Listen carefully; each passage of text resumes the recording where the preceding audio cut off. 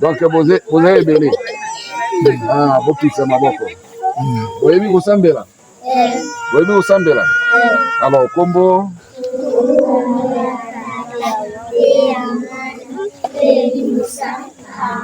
Tata Wabiso.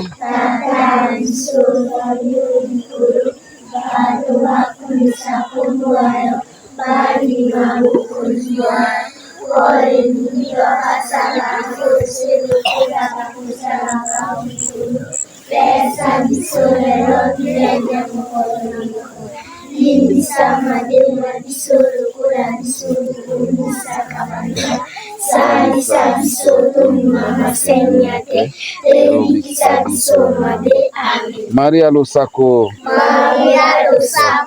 Otondi gracia, mokoza zalinayo, abenisio basibaso, abenisio zumonayo, Santa Maria Mama Zambi, Zambi la kwa disobasu, sika pota mula diso. Tembo na tata pena mwana pena elimu santu.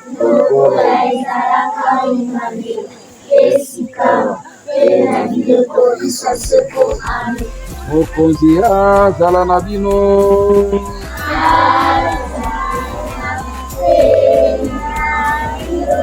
Nzambe wa bokasi bonso abelisa bino. Tata mwana na elimu santu. Bokutani bosele bokende na boboto. Bokoto Naboko Ande Komboto Andeko Esengoe Olinganipe Bokwela mwe Otunga wangapo Nakuzunga ya nisuku sala misa Bokoya Bokoya Mara Boni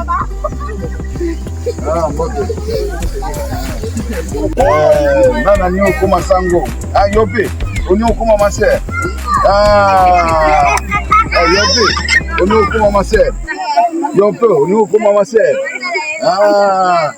Yope Onyo kuma mase Yope Kumbo no nani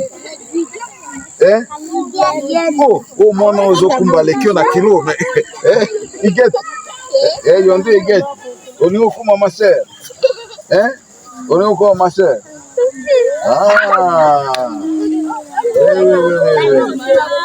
Non, c'est malade. Vous êtes sengo. Vous êtes sengo. Vous êtes koyemba. Zembo ni boy bi koyemba. Zembo ni.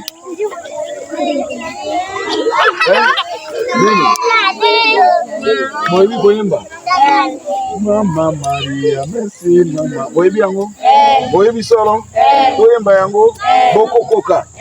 Boko koka. Tomeka. Mama Maria, merci mama.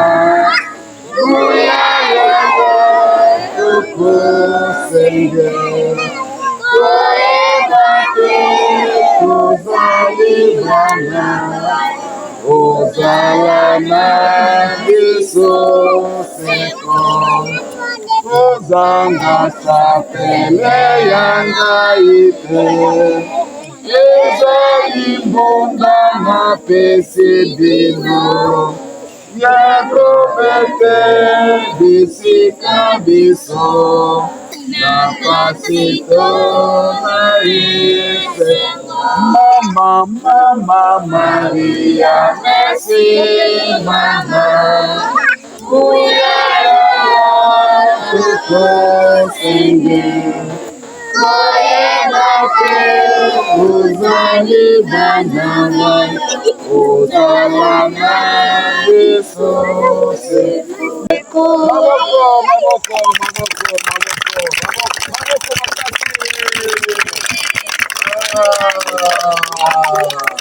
Longonya na bino baso sangwa pesi bino longonya mabeto malamu esengo te Excellence, on vous a vu dans la rue, on vous a accompagné dans les rues de Mbandaka.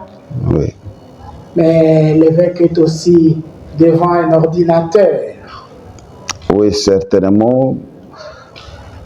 Bon, ça fait partie également de nos activités hebdomadaires. Alors, il y a des jours où on descend sur le terrain, rencontrer les fidèles et puis répondre à certaines invitations. Mais il y a des moments également, bon, on reste au bureau parce que il y a certains dossiers qu'on est appelé à traiter donc seul. On dit même, là, le secrétariat n'intervient pas.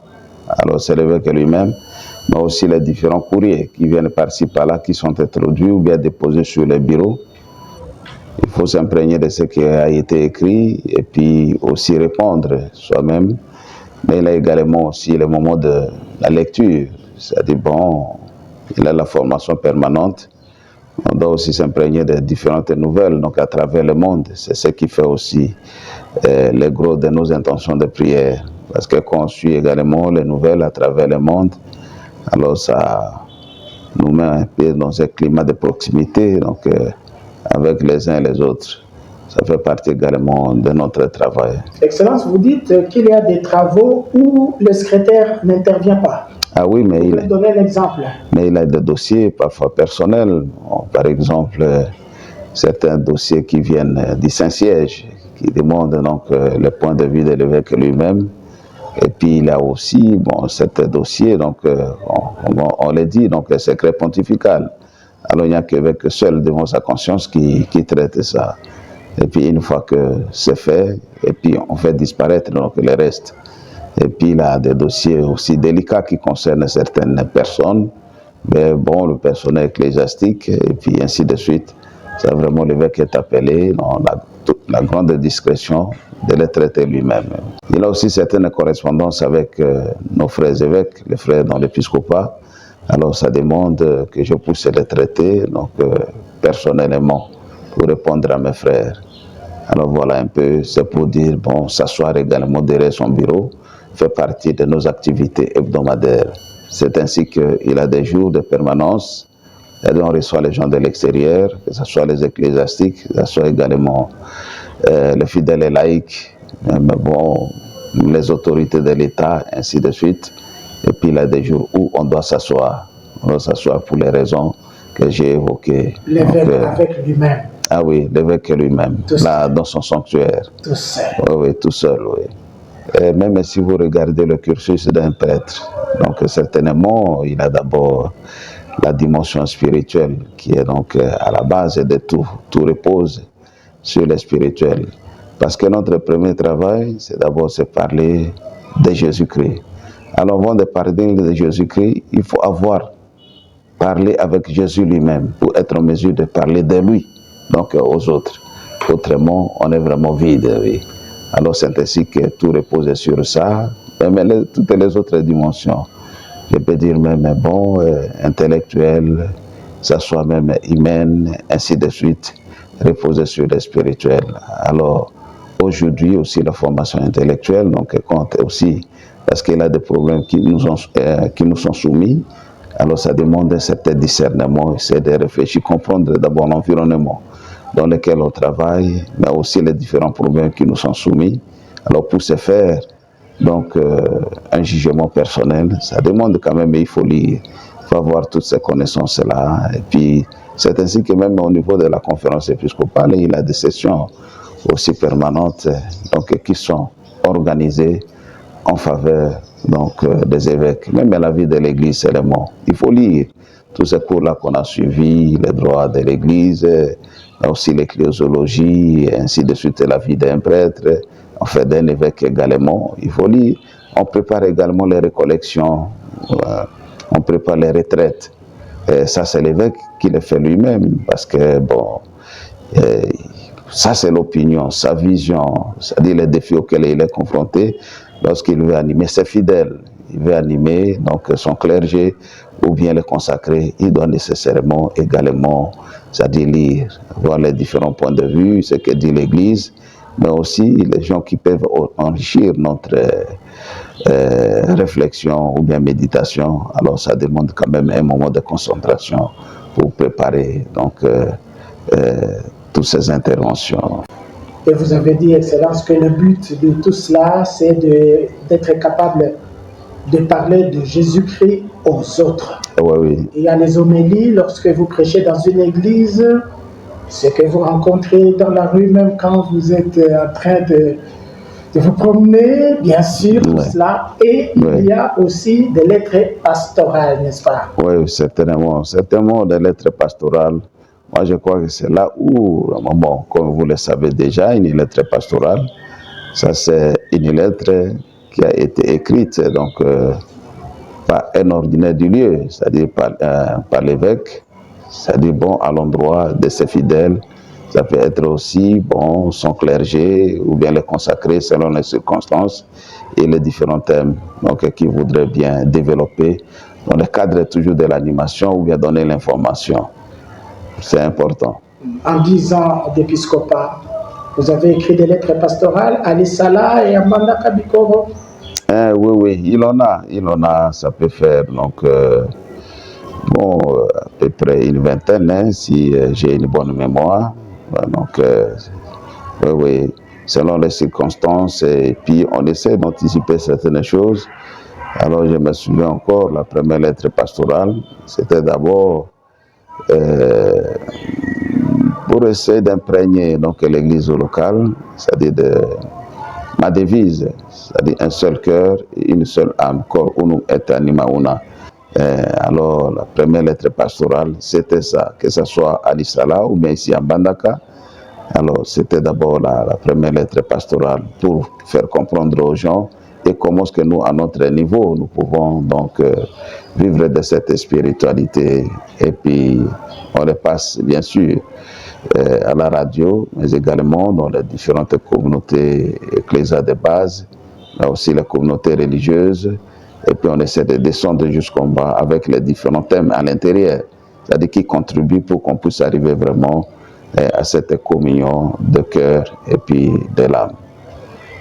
C'est en français ou en lingala? Ah oui, d'abord c'est en français qui est la langue donc, officielle donc, de la République démocratique du Congo, mais également après, c'est maintenant en lingala, c'est-à-dire pour nos parents ou bien les fidèles qui n'ont pas été à l'école. Parce qu'ici chez nous, selon la tradition, nous ne sommes pas comme dans les colonies françaises, par où on est passé, on peut parler français sans avoir été donc, à l'école. Mais ici chez nous, j'ai toujours été un peu très sensible à cette dimension-là. Cette dimension, il faut vraiment que mon enseignement soit également traduit en lingala, qui est la langue, en tout cas, de communication dans notre région, afin de permettre à ceux qui n'ont pas été à l'école de bien saisir donc les messages, c'est-à-dire que je vais donc transmettre. Autrement, on va s'adresser tout simplement à l'élite intellectuelle. Et la grande majorité, comme vous le savez, il y a beaucoup d'analphabètes donc, au Congo et particulièrement dans notre région. Alors vous les mettez tout simplement à l'écart donc, de la bonne nouvelle du Seigneur Jésus-Christ donc, qui est annoncée. C'est ainsi qu'on a parlé de l'inculturation également. Et cette inculturation commence par Jésus lui-même. Lorsqu'il quitte donc, son siège aux côtés de son Père pour prendre notre chère incarnation. Tout justement, c'est ça. Et si c'était possible, les lettres de l'archevêque de Mbandaka du Congo seraient les lettres pastorales, seraient traduites en Lomongo, en Konda et dans les langues locales. Non, avec les lingala, on peut se mouvoir partout. Parce que vous savez, si au niveau de la base, bon, les gens peuvent à leur manière, tant mieux. Mais les lingala, il faut faire attention avec les langues donc, locales. Nous avons cette chance-là, ici au Congo, par le fait qu'il y a des langues qui s'imposent régionales, qui s'imposent quand même. Donc il y a les Chiluba, il y a les Kikongo, il y a les Kiswahili, il y a les lingala. Et on peut se mouvoir, c'est-à-dire dans sa circonscription pastorale, avec cette même langue, et puis qui est comprise par tous. Et puis, ça permet également la communication, parce que quand on va vers les patois, alors si on ne sait plus se communiquer, donc alors ça devient l'expérience de Babylone, la tour de Babel, la tour de Babel. Or, nous vivons aujourd'hui la réalité de la Pentecôte, c'est-à-dire la communication. Alors, je crois que c'est ce qui est le plus important. Mais au moins, ma devise, bon, a été traduite aussi en Lomongo. Alors, les Tomba peuvent le faire autant, les Konda, parce qu'il a beaucoup de langues quand même. Alors, il faut chercher quand même la langue qui unit donc, le peuple de Dieu. Et c'est vraiment une grâce pour nous. Et votre devise épiscopale était donc le sujet, la matière de votre première lettre pastorale. Oui. C'est bien Lissala, Mbandaka. Ah oui, oui. Dans ces 10 ans d'épiscopat. Oui. Seigneur, est-ce qu'il y a un autre exemple comme ça parmi la vingtaine de lettres pastorales qui vous viennent à l'esprit? Ah oui, oui, oui, mais certainement, ça, il en a toujours. Dernièrement, vous avez lu l'appel à l'unité. C'était suite aux élections qui venaient d'être organisées. Donc d'abord, bon, au niveau vraiment de la magistrature suprême, ça n'a pas posé de problème. Mais maintenant, au niveau de la législative, c'est là où le problème s'est posé. Pour arriver à constituer donc l'Assemblée provinciale, et puis il y a des candidats qui ont été validés, alors qui remuaient maintenant le ciel et la terre, c'est-à-dire au niveau de la base, on a vu donc les différentes bases politiques, comme on l'a dit chez nous au Congo, mais c'est dommage, hélas, qui ont toujours des connotations tribales. Alors, des affrontements par-ci, par-là. Alors, comme un pasteur, ça m'a interpellé, parce que ces institutions d'abord étatiques, si elles ne sont pas opérationnelles, donc la société est paralysée également. Alors, je devais inviter donc, les fidèles donc, à l'unité. Donc, ça a été très, très important, mais également au niveau de la base, pour que les gens ne se laissent pas manipuler, pour montrer aussi bon, le bien-être de l'unité. Alors Jésus lui-même a dit, un royaume est divisé à voir sa perdition. Alors il a été vraiment opportun, et puis bon, pour moi comme pasteur propre de cette église, de pouvoir lancer cet appel-là. Et je me souviens encore vers les années 2016, j'étais encore à Lissala, c'était sur la décentralisation, c'est-à-dire le découpage. Maintenant, pays et province, il fallait que je puisse dire quelque chose. Parce que quand j'étais à Lissala, on a dû travailler durement avec la société civile, bon, dont nous sommes membres également, comme l'église, pour qu'on arrive à un consensus. Parce qu'à Lissala, la province de la Mongala, il a 3 territoires. Il y a d'abord le territoire de Lissala, le territoire de Bumba, et le territoire de Bongandanga. Alors dans le passé, il y a eu des tentatives pareilles, donc vers les années 60, donc avant même notre naissance. Alors nos parents nous disaient, il y a eu quand même des guerres qui ont opposé donc, les différents territoires pour accéder donc, aux services ou bien bon, pour gouverner, diriger ces provinces, donc comme on l'appelle à l'époque. Alors c'est la même configuration. Alors comme pasteur, on a essayé d'anticiper, j'ai convoqué les notables de tous les territoires, 3 territoires, pour essayer de statuer. Alors on a essayé d'étudier pour que la direction à ces institutions donc, soit donc, alternée du point de vue donc, de leadership. Si le premier gouverneur a été donc, du territoire de Lissala et le président de l'Assemblée et le vice-gouverneur a été de Bumba, et puis bon, le président de l'Assemblée a été donc, de Bongandanga. Alors là, ça ne pose plus de problème. Ce n'est plus question qu'on se pose au niveau des différents territoires. Alors c'est ce qui avait amené en tout cas la population à l'époque, c'est-à-dire bon, à des guerres donc, internes. Alors avec cette formule, Dieu merci, ça a marché et personne ne l'a contesté. Et on avait trouvé ce consensus-là grâce à notre médiation également, parce que tout ce monde-là nous a fait confiance, et comme bon, pasteur au sein de l'Église, on connaît notre neutralité, et j'ai dit c'est le Seigneur qui nous a orientés dans ces choix. Dans ce cas-là, il est adressé aux hommes de bonne volonté. C'est souvent la formule qu'on voit dans les documents. Ah oui, mais tout justement, ça concernait maintenant toute la population. Et puis, il fallait au moins expliquer également le pourquoi. Oui, parce qu'autrement, ce serait quand même mal compris également. On a expliqué ça comme étant vraiment bon, une possibilité de développement au niveau de la base. Parce qu'il faut faire attention, même au niveau tout simplement du Grand Équateur ou bien de la République démocratique du Congo, il y a des gens qui croient tout simplement que bon, ceux qui n'appartiennent pas à ces provinces ne sont pas les bienvenus. Combien de fois on n'a pas pu suivre par-ci, par-là, mais voilà, vous n'êtes pas d'ici, allez chercher du travail chez vous. Les non-originaires. Les non-originaires.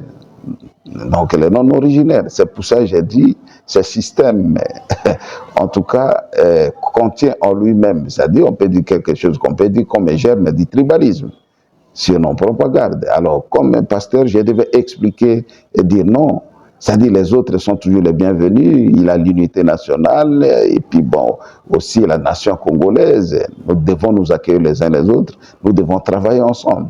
Alors il fallait comme un pasteur expliquer donc à la population pour qu'on arrive à une meilleure compréhension de ce système qui venait de commencer. Mais tout justement, d'abord, on s'adresse d'abord aux fidèles catholiques parce que nous, on est d'abord là pour eux. Et après, comme on l'a dit, bon, aux hommes de bonne volonté. Vous voyez, c'est-à-dire on s'adresse d'abord à ces fidèles et par extension, c'est vraiment, et puis les gens, en tout cas, applaudissent. Vous avez vu le jeudi dernier, lorsqu'on a dit la messe pour la paix en République démocratique du Congo, mais également pour la santé du Saint-Père. Vous avez vu vous-même, ce n'était pas tout simplement les catholiques. Il a eu aussi donc, nos frères et sœurs d'autres confessions religieuses, et des kimbanguistes qui ont fait une longue procession. Donc, c'était vraiment magnifique. Alors ces lettres-là sont exploitées également par les fidèles, c'est-à-dire d'autres confessions. Parce que bon, il a aussi des rencontres avec d'autres pasteurs. Et à l'Issala, on avait commencé également cette rencontre-là, ce qu'on appelait, entre guillemets, l'association des pasteurs. Il en avait 41 pasteurs. Dans ce sens-là, je voudrais d'abord un rapprochement, qui est un témoignage. Parce que Dieu ne peut pas diviser donc ses enfants. Alors ça devait commencer avec les leaders. On devait commencer avec les leaders. Alors c'est ce qui fait qu'on avait pris donc cette initiative, d'abord connaissance mutuelle, mais également parce que je suivais sur le plateau des radios comment est-ce que les différents pasteurs s'injuriaient. Et il avait des répercussions au niveau de la base. Il a des adeptes de ces différentes obédiences donc religieuses donc, qui s'affrontaient. Alors j'ai dit, ça c'est interpellant, on doit commencer avec les responsables de ces différentes confessions et se mettre autour d'une table. Alors ça leur a permis également de se connaître. Et notre message a été donc de pouvoir leur dire non. C'est-à-dire, le Fils de Dieu lui-même a dit, je suis venu rassembler les enfants de Dieu dispersés. Alors nous devons donc être un modèle, un exemple. Mais et puis notre Seigneur Jésus-Christ, quand il passait de ce monde à son Père, il avait prié pour l'unité de l'Église, que tous soient un. Un autre sujet de lettre pastorale, un exemple, excellent. Oui, renforcer donc notre fraternité. Alors ça a été adressé particulièrement aux ecclésiastiques, donc les prêtres, et par extension, donc il a les consacrés. Parce que les premiers ecclésiastiques sont d'abord des prêtres, et par extension, il a maintenant les consacrés, donc les frères, et puis eux, les frères, les sœurs également, les religieux, et puis les religieuses. Alors ça a été comme d'abord sous forme d'une conférence que j'avais animée, parce qu'il a quand même parfois des malentendus qui peuvent devenir également dans nos communautés, dans notre vivre ensemble, qui peuvent devenir un scandale donc pour les fidèles, lorsqu'ils savent que dans une équipe ou bien pastorale, on ne s'entend pas, ou bien dans un lieu, c'est-à-dire de l'exercice de notre apostolat, là où les ecclésiastiques travaillent, et ils ne s'entendent pas, les fidèles et laïcs, même d'autres religions qui sont là, nous observent également. Monseigneur, est-ce que vous ne pensez pas écrire une lettre pastorale adressée principalement aux jeunes? Oui, mais ça, on l'a déjà fait, donc à l'occasion d'abord des journées diocésaines, de la jeunesse. On l'a fait et après on a mis ça par écrit. Parce qu'aujourd'hui, nous devons faire attention, la jeunesse est manipulée. Vous l'avez suivi également dans mon homélie. Et je dis, j'ai parlé spécialement de la jeunesse. Je les ai invités dans cette lettre pastorale. J'ai dit, bon, de pouvoir d'abord s'éveiller. Donc, revenir d'abord au meilleur sentiment, chercher d'abord à connaître notre Seigneur Jésus-Christ, à l'aimer, mais également à devenir ses témoins, comme jeunes chrétiens. Mais également, au-delà de ça, comment maintenant la jeunesse peut aussi s'engager dans la mission. Alors, c'est à travers la vie de chaque jour, que ce soit à l'école, que ce soit dans la rue, dans les quartiers, mais aussi dans les différents mouvements d'action catholique. Ce n'est pas n'importe quelle association. Donc, c'est leur apostolat, c'est le lieu de l'évangélisation. Mais comment est-ce qu'aujourd'hui également, surtout au niveau politique, on utilise beaucoup plus la jeunesse? C'est-à-dire c'est parce qu'on veut atteindre donc, un but déterminé, ou bien accéder au pouvoir, ou bien conserver le pouvoir. Alors on manipule donc la jeunesse. Cette jeunesse donc, qui est délaissée d'ailleurs à elle-même. Alors il faut éveiller cette conscience-là pour que la jeunesse puisse arriver à faire des options, donc élever. C'est-à-dire qu'ils peuvent les élever la société, mais élever également l'Église. Mais ça ne s'adresse pas uniquement donc, à la jeunesse chrétienne catholique. Parce que lorsqu'il y a des rassemblements, il y a tous ces jeunes-là qui savent vraiment que puis ils viennent avec leurs amis. Alors ils en profitent également, ces jeunes, donc, pour recevoir le message de l'Église catholique, et surtout ce qui vient de nous comme un pasteur. Ça c'est vraiment, avait dit, vous êtes donc la lumière du monde, le sel de la terre, par exemple, la jeunesse. Donc 2 points, vous êtes la lumière donc, du monde et puis le sel de la terre. Et je m'en souviens encore, et puis ça a eu vraiment un bon écho. Vous avez suivi quand j'ai essayé de citer un peu certaines antivaleurs qui gangrenent notre société d'aujourd'hui, et les jeunes se sont retrouvés, alors ils ont commencé donc à crier. Vous avez parlé de l'alcool.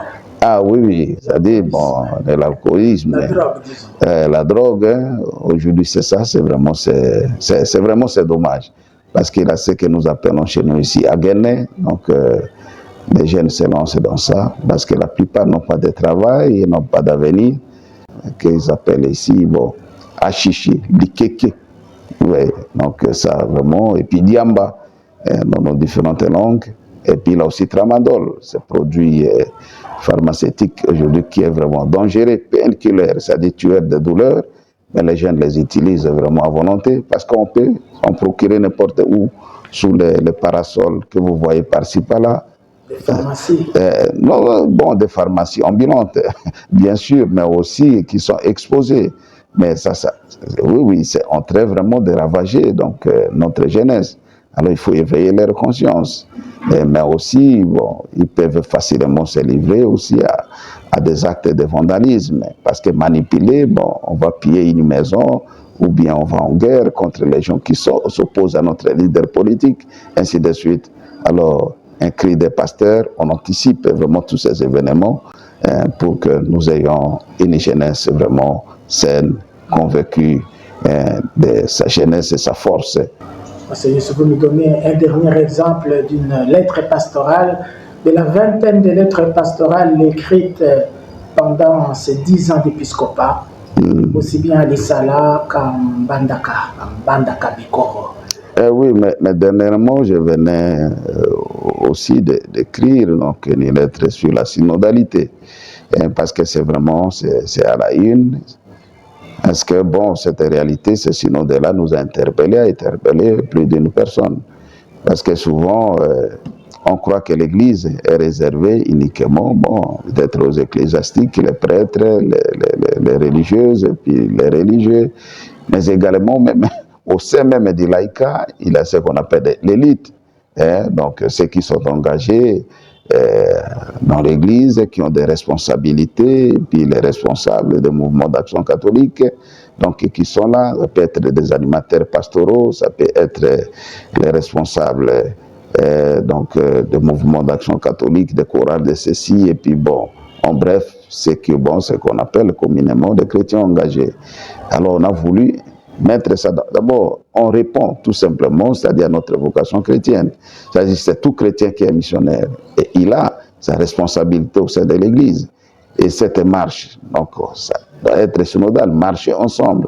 C'est-à-dire si nous essayons de mettre les différents charismes, c'est-à-dire au sein de l'Église, donc on essaie de les mettre en tout cas ensemble. Je crois que c'est à ce moment-là que nous pouvons aller de l'avant. Alors il fallait d'abord commencer par certaines conférences, entretiens, et puis finalement, on écrit également, surtout nous les clergés, nous devons faire attention. Parce qu'on conçoit les choses, on croit toujours que, bon, on a les derniers mots, bien sûr. Mais il faut que, d'abord, délibérer avec les fidèles, il faut promouvoir leur charisme, aussi particulier au sein de l'Église. Alors, s'il faut maintenant assumer donc la décision, c'est qu'il doit être. Alors, c'est à ce moment-là qu'on voit que ça sera bien accueilli, donc, par même ceux à qui on s'adresse. Alors, c'est vraiment, c'est capital. Même le leadership aujourd'hui, ce n'est plus question, bon, d'un individu, c'est la dynamique, donc, d'un groupe. C'est la dynamique d'un groupe. Donc, alors, je crois que ça aide également, et puis aussi, ça nous rend davantage solidaires, mais humbles également, sachant que chacun de nous a quelque chose à porter dans l'œuvre de l'évangélisation. La synodalité. La synodalité. Comment avez-vous traduit synodalité en lingala? Quels sont les mots que vous avez utilisés pour vous faire comprendre? Oui, Botamboli Lisanga. Oui, Botamboli Lisanga. Vous savez, le lingala, c'est une longue expression. C'est vrai que c'est toujours c'est difficile, même moi. Je suis revenu comme un missionnaire. Je n'ai pas étudié ici, missionnaire. Après 31 ans au Congo, je suis revenu en 2015. Même pour prêcher en lingala, ce n'était pas évident. Ça, c'est la première langue que j'ai apprise. Ça n'a pas été facile. Alors, mais aussi, il faut trouver les expressions pour pouvoir traduire ce qu'on veut dire. En français, c'est facile parce qu'il a un seul mot, mais en lingala, alors souvent, il faut trouver plutôt des expressions. Botamboli Lisanga, lokola ecclesia, tamboli sanga. Oui, marcher ensemble. Lokola ecclesia. Alors, en explicitant avec des exemples maintenant, c'est à ce moment-là que le peuple de Dieu donc, essaie de comprendre. Mais en parlant de la synodalité, ça peut être aussi un terme technique qui est bien compris par les ecclésiastiques. Mais même si tu as été à l'école, si on le disant, mais parfois on ne comprend pas. Il faut encore expliciter ce que cela signifie. C'est le rôle également d'une lettre pastorale. C'est-à-dire qu'il faut digérer donc même la doctrine de l'Église et les options de l'Église pour que, bon, elle soit comprise, en tout cas, par tous.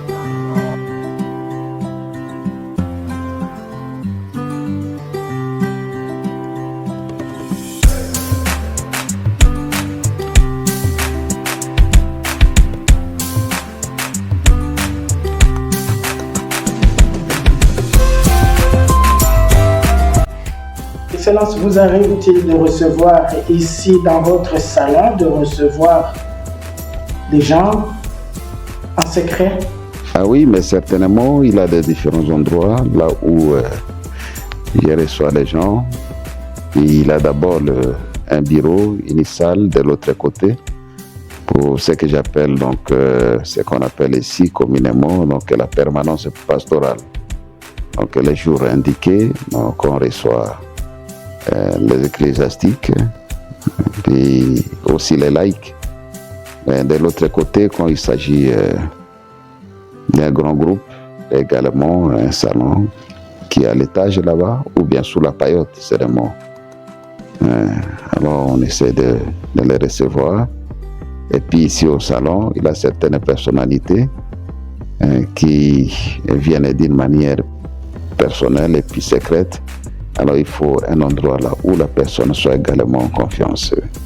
Alors c'est ainsi qu'ici au salon, j'accueille également certaines personnalités et puis pour le sujet aussi spécifique. Excellence, on ne va pas vous demander de dire qui, mais on suppose que ça peut être des personnalités politiques, des autorités politico-administratives du pays ou de la province. Et où en sommes-nous dans l'archidiocèse de Mbandaka-Bikovo dans le rapport Église-État, Excellence? Oui, certainement, je reçois toutes ces autorités-là, comme vous venez de le dire. Parce que nous sommes... un évêque, c'est un pasteur. Il est un pasteur pour toutes les couches sociales, oui. Personne n'est exclu dans son cœur, et spécialement dans son action pastorale. Alors c'est ainsi que on les reçoit, soit sur rendez-vous, la demande de rencontre peut venir de l'évêque, soit ça peut venir d'eux-mêmes. Souvent, c'est eux qui demandent les rendez-vous, mais aussi les autorités qui passent par ici, ce qu'ils appellent, donc, viennent présenter la civilité, comme on dit dans notre jargon, et puis on les reçoit ici.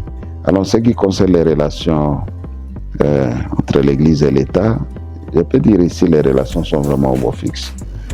Au beau fixe, c'est-à-dire la collaboration est là. On est appelé, même condamné à collaborer donc avec les autorités de l'État, avec l'État, l'Église et l'État, si vous parlez des institutions, parce que nous occupons donc de la même population et puis sous différents angles. Mais aussi, bon, comme pasteur, nous sommes aussi là, il a un rôle prophétique donc à jouer. Nous interpellons aussi les autorités de l'État. Si nous voyons vraiment que le peuple est oublié, ou bien aussi s'il y a une situation qui se passe pour laquelle ces autorités ne prêtent pas vraiment beaucoup d'attention, on les interpelle également. Donc, il y a des rencontres au cours desquelles donc, on parle, et puis je crois que d'une part et d'autre, ça passe cette collaboration, je peux dire, c'est au beau fixe. Et il vaut mieux interpeller quelqu'un en privé plutôt qu'en public? Oui, ça dépend. Donc, dans ma façon de voir les choses, c'est des gens qui ont besoin d'être catéchisés également. Parce que lorsque vous vous rencontrez, vous sentez vraiment cette ouverture. Parfois aussi, donc, hausser la voix, c'est-à-dire dénoncer, parler donc d'une autorité publique devant les gens. Parfois, ils se sentent frustrés également, oui, ils se sentent frustrés. Alors, lorsque vous échangez, c'est une interpellation, vous vous rencontrez à deux, et souvent, j'ai toujours, selon mon expérience, ça a toujours été un peu productif, parce que là, ils se sentent beaucoup plus en confiance, mais également, ils demandent des conseils. Parce que quand vous passez unilatéralement sur les ondes ou bien pendant les homélies, alors elles n'ont pas ces autorités, donc politiques ou administratives, le temps même de poser des questions pour bien comprendre. Alors il y a des fois des situations que nous ne comprenons pas également, mais quand vous échangez comme ça, elles vous expliquent également, ces autorités politiques ou administratives, donc les tenants de certaines réalités que nous voyons de l'extérieur. Parce que c'est elles qui vivent donc au quotidien aussi ces réalités-là. Alors ça nous permet également de pouvoir savoir comment nous orienter, comme au niveau provincial. Parfois, qu'on essaie de changer. Donc ces autorités nous donnent certaines informations, ce qui nous permet également, si on rencontre aussi les élus de même population qui sont à Kinshasa, alors on les approche également pour pouvoir échanger, les interpeller, attirer leur attention, surtout sur le bien-être de la population. Monseigneur, là, vous parlez aussi bien des autorités politiques provinciales que dans les territoires, dans les localités où il y a l'Église, où vous êtes représenté notamment principalement par les prêtres et les curés. Oui, les prêtres, les curés le font également, mais surtout lorsque je passe donc, pour des visites pastorales, toutes ces autorités viennent également. Et même quand j'arrive, il y en a qui se déplacent, même pour nous accueillir, si on passe par le fleuve, ou bien par la voie routière, ou bien par la voie aérienne. Toutes ces autorités sont toujours là. Et plus vous enfoncez, vous allez vers des petites entités, par exemple au niveau des secteurs. Donc le chef de secteur est là. Quand vous arrivez, c'est la première responsabilité donc, politique et administrative qui est là, qui vous accueille et qui veille sur vous. Parfois aussi même les autorités donc militaires, policières qui sont là. Et puis elles se confient parfois donc de leurs propres problèmes. Ce n'est pas tout ce conseil qui concerne le travail, comme des êtres humains. Alors des rencontres provoquent également cette proximité, en tout cas une certaine intimité également donc dans l'approche donc des réalités auxquelles nous tous nous sommes confrontés. Avec ça, Excellence, on peut comprendre pourquoi l'Église exige des prêtres, des ecclésiastiques, des évêques aussi, évidemment, la neutralité pour ne pas dire... on vous demande de ne pas adhérer à un parti politique. En tout cas, de ne pas afficher un penchant envers une tendance, une idéologie politique. Non, effectivement, mais l'Église a raison, mon frère. l'Église a raison, parce que ça, ce n'est pas notre monde. Nous sommes là plutôt pour éclairer donc, toutes ces institutions par la lumière de l'Évangile.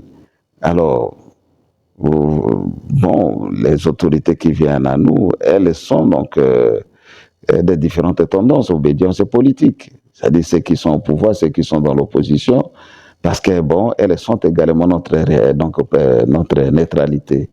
Alors, c'est la raison pour laquelle, bon, elles sont aussi à l'aise, donc, pour venir vers nous, donc, s'ouvrir et puis causer avec nous. Ça, c'est vraiment, nous devons garder cette neutralité-là. Autrement, bon, on sera exclu par les uns les autres. Mais aussi notre proximité, on demeure toujours vigilant pour rester dans la ligne de l'Église, pour ne pas se laisser compromettre par certaines idéologies donc, politiques, donc des gens qui viennent à nous. Puis il faut garder cette neutralité et puis être vigilant également. Et pour qu'on ne soit pas également aussi tenu à cette terre, quand on voit la situation en train de se compromettre, c'est parce qu'on connaît telle et telle autre personne. Non, on s'approche et puis eux-mêmes ils les sentent, ceux qui exercent donc ce ministère-là, ils les sentent. Et quand ça va bien, vous applaudissez, vous les félicitez également, ils sont très contents. Mais aussi quand ça ne va pas, vous les interpellez également. Ça peut être à travers un mémo, ça peut être une rencontre interpersonnelle avec la personne. Voilà un peu. Et puis quand cela assiste quand même aussi à nos célébrations eucharistiques et quand la parole de Dieu parle, par exemple, du social, vous essayez d'interpréter avec objectivité donc les réalités sur le terrain. Alors, elles écoutent également parce que, bon, elles savent que, bon, le message de Dieu s'adresse d'abord à l'homme et puis ça interpelle sa conscience. Ça a toujours été donc, bien vu, mais aussi on voit que c'est productif. Excellence, le 20 février, le jeudi 20 février dernier, vous avez présidé une Eucharistie dans l'église Saint-Paul apôtre de Mbandaka 3 pour prier pour la paix dans l'est du pays. Les autorités, à commencer par le gouverneur de la province, étaient là. Et après, on se demande, Excellence, si l'église catholique devient ainsi le carrefour, le rassemblement non seulement des églises, mais jusqu'à supplanter même quelque peu, au moins c'est l'impression que ça donne, jusqu'à supplanter un peu même l'autorité politico-administrative. Oui, mon frère, ça c'est l'église a toujours été au milieu du village, comme on l'a dit. C'est vraiment, je peux dire, c'est comme une tribune populaire, là où tout le monde se retrouve. Parce que lorsqu'on a pris cette initiative-là, ça c'est du point de vue d'un homme de Dieu. On s'est dit la vraie paix ne vient que de Dieu. Et puis quand la paix manque, en tout cas dans la société, c'est qu'on s'est éloigné de Dieu. Nous pouvons prier comme on veut, mais lorsque nos cœurs ne sont pas proches de Dieu, c'est à ce moment-là que les incompréhensions commencent. Et lorsque, bon, nous avons, parce qu'on a commencé d'abord par une procession à partir de chaque paroisse, procession de prière pour la demande de paix, et puis jusqu'à la paroisse de Saint-Paul, Mbandaka 3. Alors on devait avertir à l'autorité, donc politique également, en l'occurrence maire de la ville, parce que c'est aussi, ça peut perturber la circulation. Et puis c'est ce qui a été fait pour informer. On a informé également au gouverneur donc de la province et aux différentes autorités, aussi militaires et policières. Alors, les invitons aussi à la prière. Et tout le monde s'est retrouvé là-bas, comme vous avez vu. Le gouverneur, le numéro 1, donc de la province a été là. Et puis, bon, avec son vice, et puis le président de l'Assemblée provinciale, il avait également, donc, le général, donc, qui est donc le patron de la 13e région militaire, donc d'ici.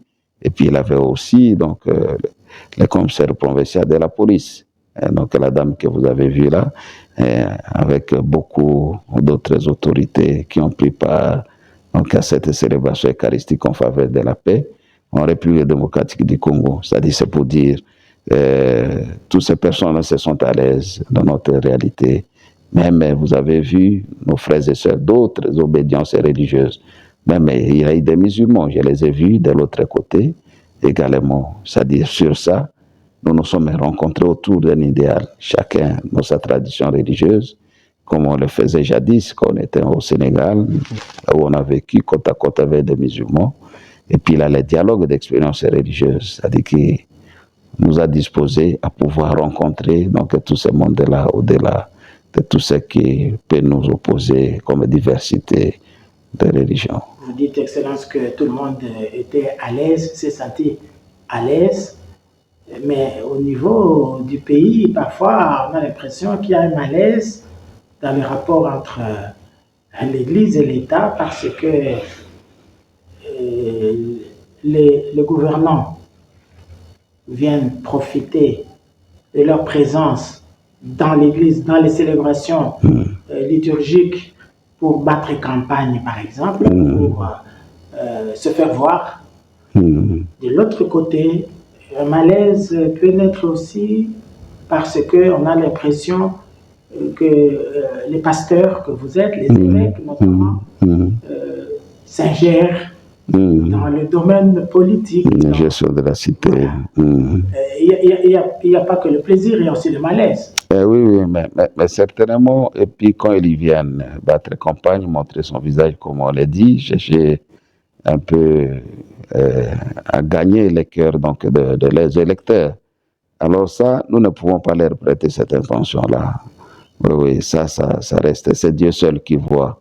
C'est-à-dire, bon, pourvu qu'ils ne viennent pas avec des tambours, de ceci, cela, et puis bon, viennent s'afficher.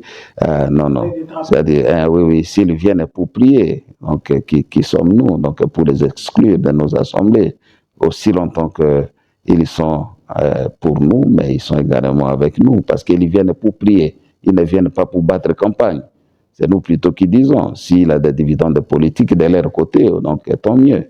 Alors maintenant, s'ils voient que nous nous ingérons donc, dans la gestion de la cité, ça dit ce qui est politique, ça c'est normal, parce que la parole de Dieu interpelle toujours, oui. C'est comme une épée. Alors lorsqu'ils se sont concernés, et puis on dénonce quand même les réalités donc, de la société, et puis qui ne leur plaisent pas, ok, alors c'est compréhensible qu'ils puissent, ça dit nos dirigeants, se siéger contre l'Église. Alors ça, c'est comprend. Ça dit c'est inévitable. Il y a aussi les martyrs donc, qui profilent l'horizon parce qu'on veut être témoin. Et puis bon, on est sujet parfois aux injures, des menaces. Et puis bon, mais nous devons prêcher à temps et à contre-temps. En 2016 exactement, l'État congolais a signé un accord cadre avec le Saint-Siège dont notre pays devrait profiter. En quoi par exemple, Excellence? Oui, certainement, il a beaucoup de domaines. Hein. Ben, c'est une grande reconnaissance, c'est-à-dire de l'Église vis-à-vis de l'État congolais. Parce que jusque-là, l'Église était considérée comme une association sans but lucratif, ce qu'on appelle ASBEL. Relevant du ministère de la Justice. Tout justement, exactement, oui. Mais maintenant, l'Église, donc l'État congolais reconnaît l'Église maintenant comme un établissement public, c'est-à-dire au même titre que l'État. C'est-à-dire qui est au service de l'État. C'est comme si on nous avait fait porter donc, des habits qui n'étaient pas donc, de notre mesure. Alors maintenant, c'est une grande reconnaissance. Ce partenariat, nous souhaitons que ça soit vraiment le plus longtemps possible pour permettre à l'Église d'exercer son ministère d'évangélisation en faveur du peuple congolais en bonne et due forme. Voilà, d'abord cette reconnaissance-là, mais aussi on voit vraiment que bon, nous sommes également écoutés, et puis le respect aussi des différentes conventions qu'on a signées avec l'Église, c'est-à-dire un partenariat gagnant-gagnant dans le domaine de l'enseignement, dans le domaine de la santé, mais également pour éviter certaines incompréhensions et anarchies, l'ingérence également dans les secteurs qui concernent l'Église. Alors ça, vraiment, ça a été un instrument donc, pour pouvoir encore renforcer notre capacité comme Église à pouvoir prester en faveur de notre population.